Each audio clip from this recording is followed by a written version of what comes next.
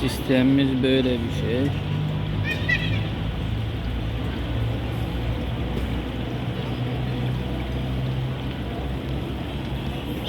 Akü sistemiyle bağlı olup onunla taşıyoruz.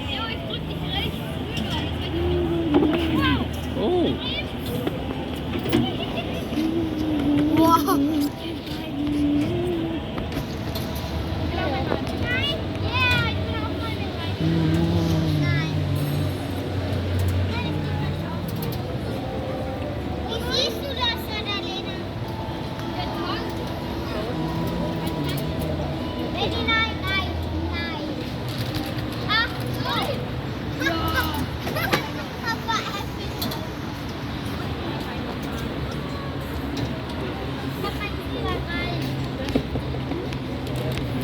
Havuzun etrafını da şununla çeviriyoruz.